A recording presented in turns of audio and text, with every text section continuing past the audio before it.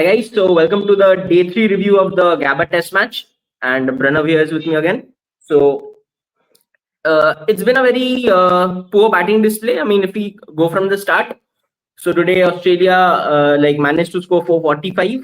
Like they batted well well into the first session as well. So it was a very stop start kind of a day. We lost so many overs due to the rain, and there is bad weather forecast for tomorrow and day 5 as well. So that's a good news for India, I guess. Australia would be gutted.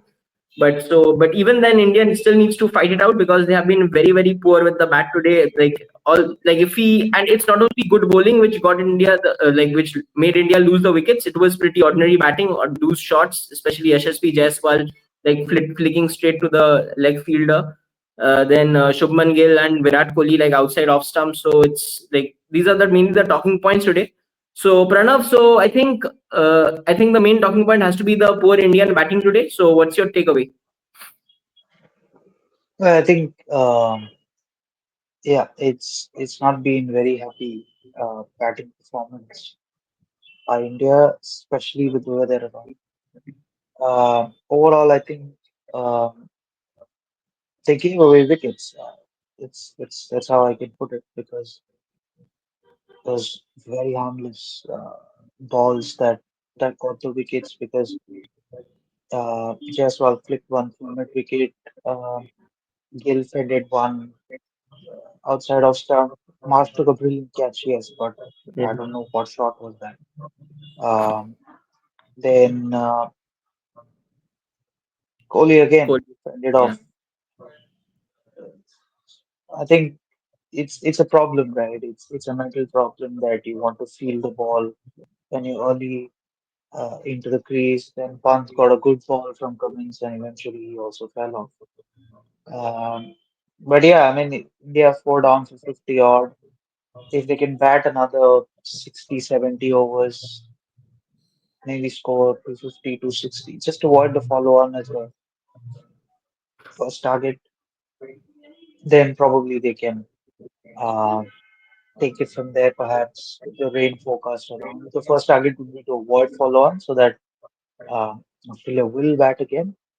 And for them to at least set a target of 350, 360, they will, um, they will have to bat at least two sessions. So the forecast not looking very happy hunting.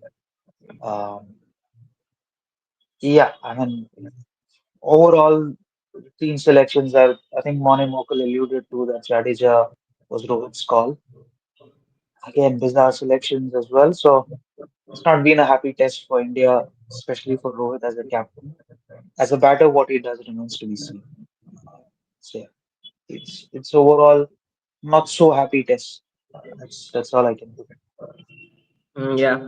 And I think if we look at it from Australian point of view, so the series tied 1-1. I think maybe in the first session they batted a bit too slowly. I mean, if we see Nathan Lyon scored 2 of 30 balls, so maybe if it's a very close one, those 15-20 minutes can come back to bite them. But I think the weather anyways looks pretty bad to get a game in. So India should save the test match, given the weather gods are with them, with some decent digging in. I think they should do the job because still 16 wickets for Australia to take inside 2 days with lots of rain. So if India does not save this test match, then I don't know what to say really. I mean, this is I know it will be a stop start kind of a day, both of them, but still we should have enough in the back to at least draw this test match and go into MCG 1-1.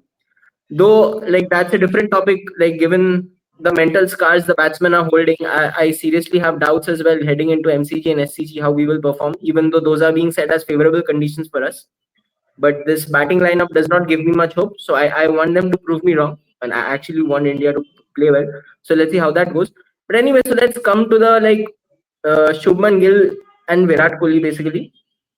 So Shubman Gill has not had a 40 outside Asia, I think, since the 91 at Gabba. Like the last time around, India was in Australia, and we all know Virat Kohli's issues since the last 5 years. And I think the main problem with Virat Kohli is his adamant nature to not accept the flaws. I mean, everybody, even a person who does not watch cricket that closely, knows what his issue is. Outside out the sixth, seventh line ball, he needs to leave it. But he's still very keen on playing the cover drive, assert his dominance early on. So he looks very, very nervous at the start of his innings right now. So I think, so I don't know what he's trying to achieve. Like, so what's your take on Shubman Gill and Virat Kohli? And does Shubman Gill like deserve a chance like going ahead after this series if he continues to perform poorly at number three? As I think he should be a place in the side, but I think number three player needs to be much more solid to absorb the pressure than what he's currently doing. So overall, your take on these two players? I think Gill is has been around for quite some time now, and he needs to score runs. He got starts in Adelaide versus the pink ball. Looked actually more composed versus the pink ball, but eventually threw it away. Um, as for Kohli, I think I've looked at a lot of stats since morning. His entry points are a problem. So uh, in these three tests, in all the first innings, um, Rishabh Pant has walked out in the first 10 overs, uh, all three innings. I mean, that's so bizarre because I can understand, yes, our first test was an exception where Padikkal, Jaiswal, we were new to the scene then, and Kohli was just out of form.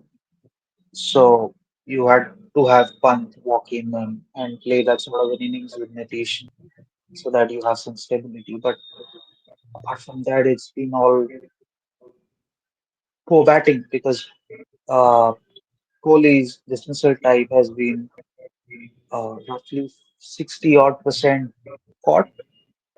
Out of that, Hmm. 21% caught behind in tests across his career. And in the last 5 years, it's been 59% caught behind. So yeah, the teams have figured out that you can nick him off early with the new ball when he tries to play that cover drive. It's also because that he doesn't play the cut shot quite well. Because if you see, players who play the cut shots well don't often reach for the cover drive. They just let the ball go.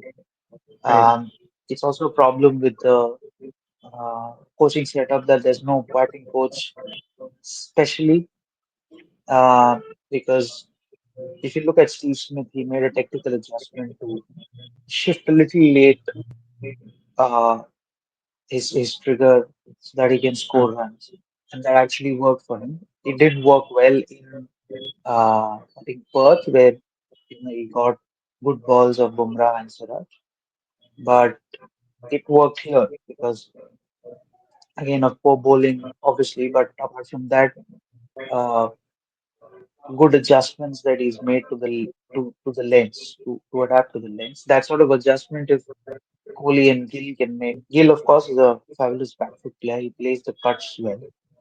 Um, then it can be fruitful. I think if Gill doesn't perform well this entire series, then it's probably a timer because you have better players waiting at the wings. Somebody like Abhimanyu Ishwaran has been just knocking the doors off for fun.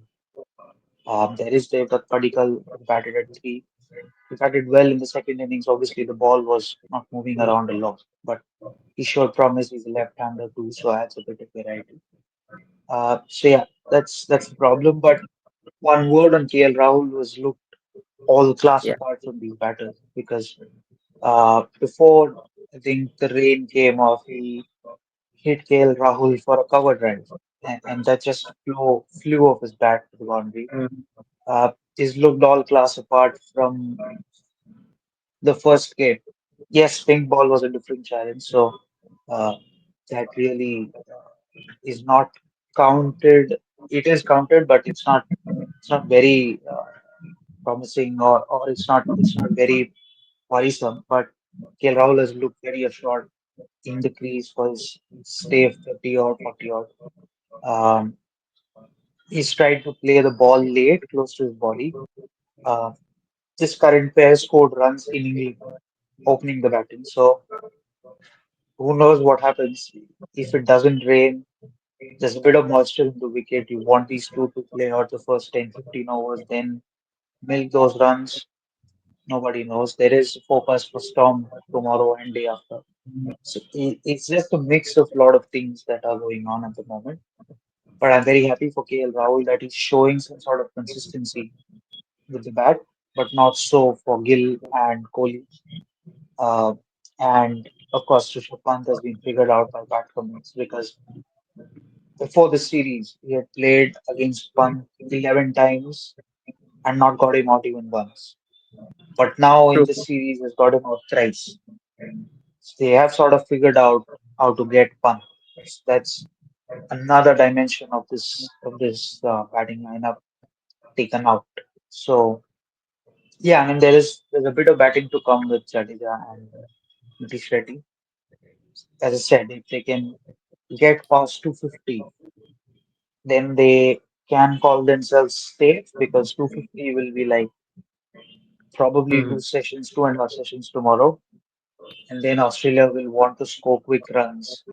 I say they want to Right. score 150 and bat India out of the game. Then with the forecast, you never know. And psychologically, 1-1 is a far better result in NCG than being 2-1 down. One. Obviously, there are persistent problems, but if they can address it on better conditions, better batting wickets, then there's nothing like Yeah. So I feel like tomorrow's like first session with the moisture around with all the rain is going to be very very crucial, especially for Rohit Sharma as well, who is under a lot of pressure. I mean, he did not look solid, but he kind of managed to survive the few balls he played. So let's see how he goes tomorrow. And overall, I think what's basically KL Rahul is doing is like amazing, to be honest, because he was under a lot of pressure into this coming into this series. Like he was not even sure of a place in the playing 11, and right now he's the batsman we are telling to look at his technique and follow him. So kudos to him. Hope he continues. I think consistency has only been the major issue with KL Rahul. Hope he sorts that out and gets a big one here. I think 100 here will do him a world of good, and India needs that as well. So overall, I mean, it's looking like a mostly a draw, and until and unless India does really really badly in the limited time they get. And in the MCG, yeah, as you said, MCG better batting conditions. I agree, but I think recently in MCG also the pitch has been a bit bowler friendly with the bounce and stuff. So let's see how that goes. But still, 1-1 is definitely a better score to go. And I think in today's Bumrah's press conference also he said about the transition taking place and we need to be patient with yeah. the team.